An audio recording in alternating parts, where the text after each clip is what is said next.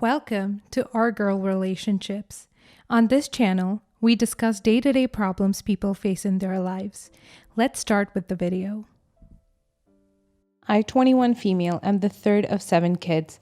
I have 5 brothers, 24, 23, 20, 18, and 15, and a sister, 16. Because there's so many of us, our parents let us know that they could only afford to pay for 4 of us to pursue higher education. My brother started working out of high school and my sister is planning to get a GED, so this wasn't a problem until recently when my youngest sibling told us he wanted to become a doctor. Obviously, my parents don't have enough left in his college fund for that. I and my 2 other brothers, 20 and 18, are already in college. They borrowed some money and even got my older brothers to chip in a bit, but they still don't have enough to close, so they told me that they couldn't pay for my remaining time in college and asked me to drop out.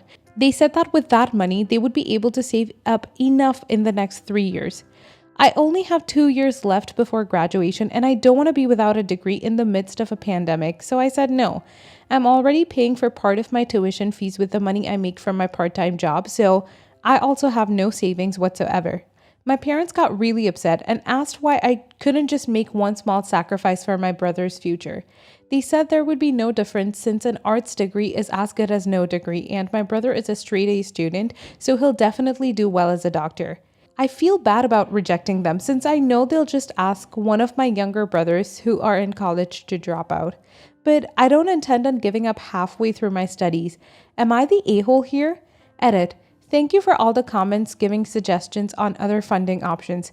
I asked my brothers who are in college and apparently my parents have went to both of them and have been rejected. So I'm pretty sure they're going to pull support for me now. I'm looking into scholarships and grants I'm eligible for. Also, since a lot of people have been curious, I'm pursuing an architecture degree which I have pretty high hopes for regarding employability. Not the a-hole. Your straight-A brother can get scholarships to help pay for undergrad. Last time I checked, med school was close to $200K. Your parents not helping with your undergrad so that they can save won't be enough.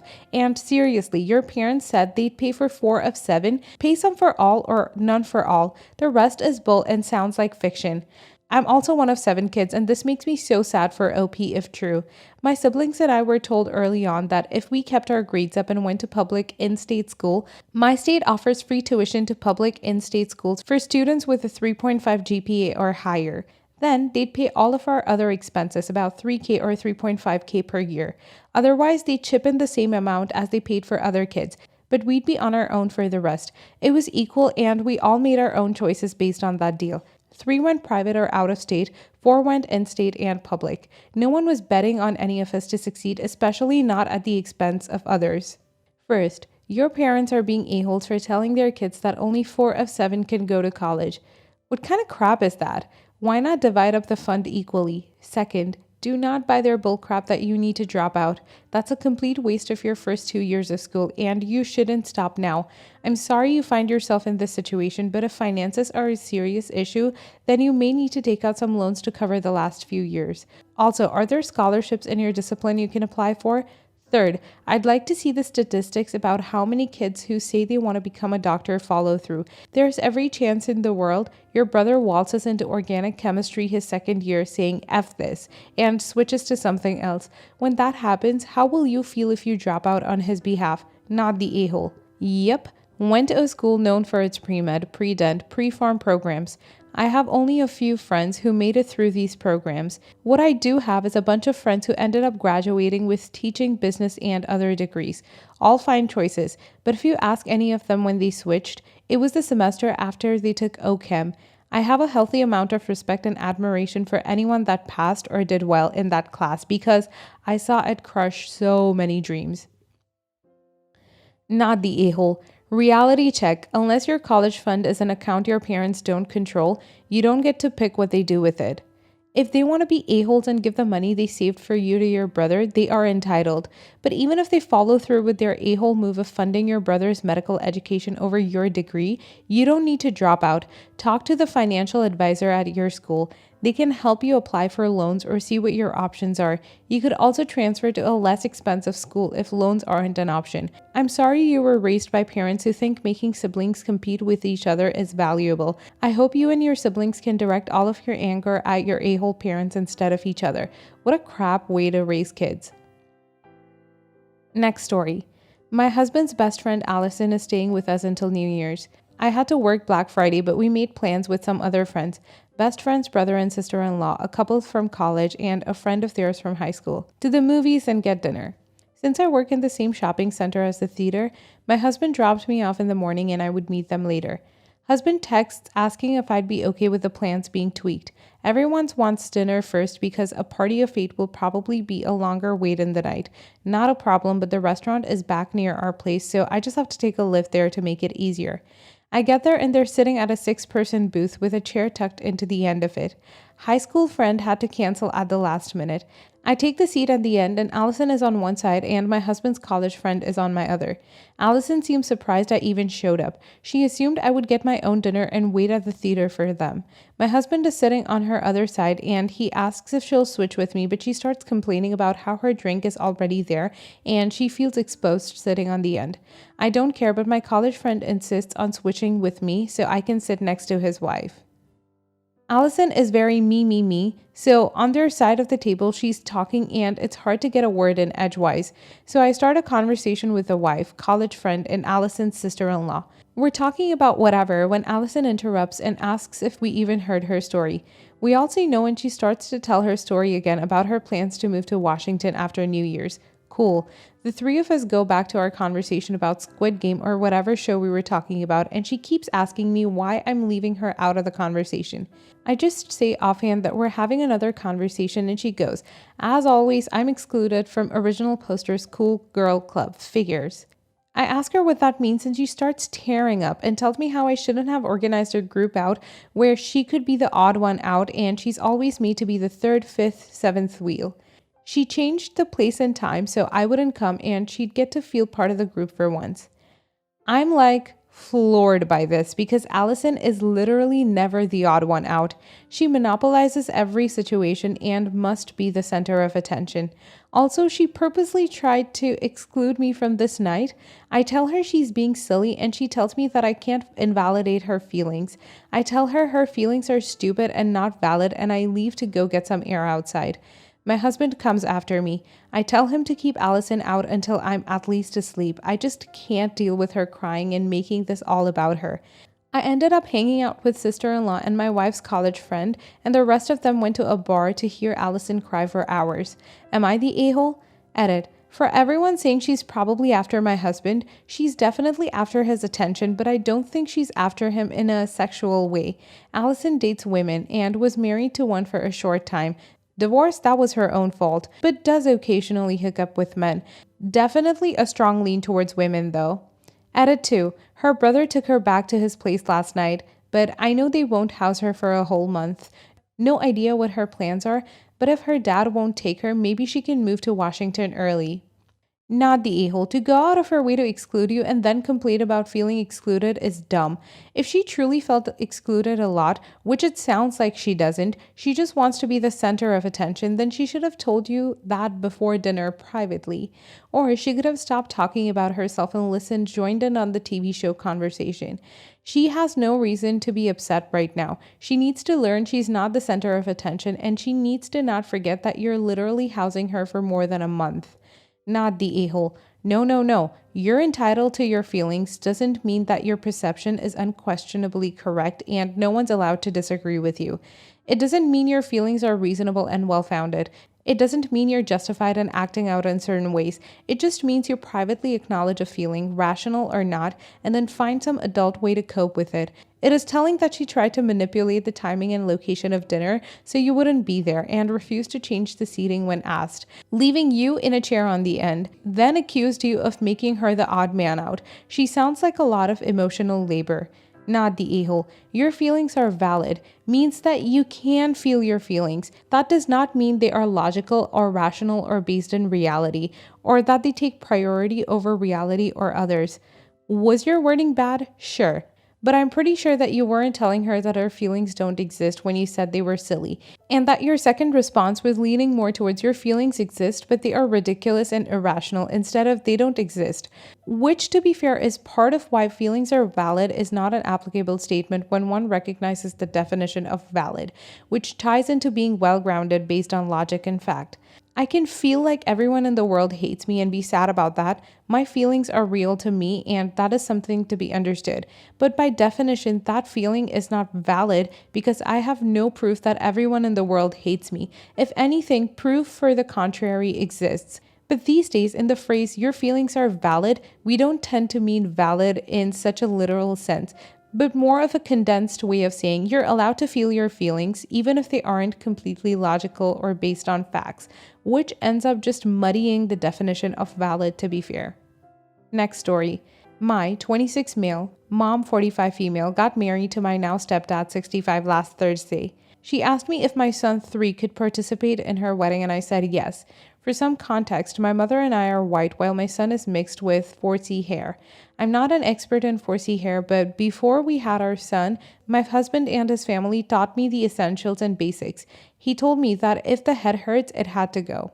My mom said that she wanted to get her hair done alongside her bridesmaids and maid of honor, all of her sisters, and asked if my son could get his hair done too. I said yes, but that it had to be done with someone who knew how to manage my son's hair and to please stop if he showed any kind of big, as in moving, asking them to stop or saying it hurt, discomfort, and try another hairstyle. She said okay. I didn't come with them because my mom only wanted the bridesmaids, maid of honor, and my son with her, which was fine. I trusted my mom, and my husband and I went to another stylist near their place to get my hair and nails done. We finish around 1:30 p.m., but my mom texts me and says she's going to take another 2 hours because they haven't finished with my son. I say okay and go back home to finish the last things. The wedding was at 5 and around 4:15 my mom shows up with my son and rush to another room. I ask my baby how it went and he starts to cry. He says that his head hurts and that the hairstylist pulled his hair. My mother-in-law checks his hair and says that his scalp is quite red and swelled. So between my mother-in-law, my father-in-law, my husband and I undo his hair and my in-laws do another hairstyle that's much gentler to his scalp. He looked cute. I immediately go to my mom and asked if my son said something. She admits that he cried a little, but they were already there, so she told him to suck it up. I told her that my son came to us crying and that his scalp was red. She tries to dismiss me, so I add that we undid his hair and now they're giving him another one. She gets mad because she spent $250 on a professional and demands that I pay them back, but I refused. Not the a-hole. She paid $250 for them to inflict pain on her infant grandchild for one event. Let her feel the pain of wasting a large sum of money due to her own selfish wants. She should be ashamed of herself. Not the a-hole. You gave your mother specific instructions. Please stop if he showed any kind of big, as in moving, asking them to stop or saying it hurt, discomfort, and try another hairstyle. She said okay. And yet, she admits that he cried a little, but they were already there, so she told him to suck it up. I told her that my son came to us crying and that his scalp was red. She tried to dismiss me. This says it all. How could she treat a 3-year-old like that is beyond me. Not the a-hole. Telling a 3-year-old to suck it up is cruel, quite frankly. I wouldn't expect your mother to necessarily know what styles would have too much tension for your son's comfort and hair type, but once he expressed that he was feeling pain and discomfort, that should have been the end of the whole thing. I think that part of it is common sense. She explicitly disobeyed reasonable instructions that were supposed to ensure your child's well-being. She can pay the stupidity tax as far as I'm concerned. Next story. We spent Thanksgiving with mother-in-law and father-in-law. I always tell my kids they don't ever have to give hugs or kisses if they don't want to. My daughter 5 seems to feel bad for mother-in-law and hugs her. My son 7 chooses not to, and that is his choice. Mother-in-law is pretty much the only person he doesn't hug. Mother-in-law isn't a terrible person, but I've always gotten the feeling that she doesn't really like any of us, but goes through the motions out of guilt obligation. There are some cultural differences, and I know she feels she has a responsibility as a mother, even though my husband is an adult. She helped us buy a house and paid for our wedding, but never comes around. She's also extremely awkward around children. Anyway, we went because my kids love seeing all of their step-cousins, and it is always a good time. When we got there, my son wouldn't hug mother-in-law, but hugged everyone else. Note, I don't think she even wants a hug. I think this embarrasses her. Her husband tried to guilt trip my son, and I shut that down because I don't tolerate emotional manipulation. Mother-in-law at some point needed a shallot and sent her husband to the store. He brought one of his grandkids with him. Mother-in-law's husband has about 7 grandkids and is like a catnip to children. He came back with candy for all of the kids, including my daughter, but none for my son. When I gave him a what the F look, But I thought I don't owe anyone anything and I'm not responsible for other people's feelings, which is language I've used to explain why I don't force my kids to give hugs. My son was clearly very upset because he was being excluded, but also because he likes mother in law's husband a lot. Mother in law's husband said he doesn't like how my son treats his wife, and he knows it sucks, but kids have to learn hard lessons sometimes. I took my daughter's candy away, gave it back to him, and we left. I said, that man will never see my son again. If mother in law wants to visit our house, she can. Not that she ever has, literally ever, but they will never see him again. This sucks because they have gotten close to his grandkids, and all three of his children told me that if I do this, they're done with me when I asked about scheduling play dates. My husband doesn't like what he did, but thinks I'm overreacting, and he is from a different generation and a different culture, and we should try to talk it out. But I feel like for a grown man to do that to a kid is straight up evil. I get the feeling that you don't actually want your kids to hug mother-in-law, and I'm guessing they can pick up on that too. Torn between everyone sucks here and you're the a-hole. I think stepfather-in-law most likely knows how you feel about mother-in-law and is proving a point. He was still rude, but regardless, I think you're overreacting. Also, at 7, you're teaching your son that if he doesn't get something he wants, a piece of candy, he should just cut that family member out of his life? Everyone sucks here. Stepfather-in-law was wrong to punish a child for a situation you as the parent created. You are way off base on many levels. I do not force my stepkids to hug my mother, their step-grandmother. I can count on one hand the number of times my stepkids have hugged me. They hug my husband as well as other people. Now, just because they don't hug my mother doesn't mean they exempt from greeting her. I expect them to say hello, be polite and respectful, etc. And I don't feel this is emotional manipulation in any way. Why is your kid hugging everyone except his grandmother? I'd wager a guess as to say it's because he's loyal to you and he knows how you feel about his grandmother. What if he refuses to hug your mother or you? Do the same standards apply? Are you requiring him to greet her politely and warmly regardless of whether he hugs her? I'm trying to imagine a world in which I could feel entitled to building relationships with my stepfather-in-law's children and grandchildren while excluding stepfather-in-law. You are so dramatic. How dare you try to make friends with stepfather-in-law's children and grandchildren while ostracizing stepfather-in-law? Time to make your own damn friends with kids instead of leeching off your stepfather-in-law's family. If you exclude one person, stepfather-in-law, then logically there will be social consequences for that exclusion. You and your son are both learning the simple fact. Exclude one person in a family for petty reasons and obviously the rest of the family won't do you favors and hang out with you. Actions have consequences. Grow up and make your own family friends. If you can make your own family friends, since you have such a poor grasp on social consequences.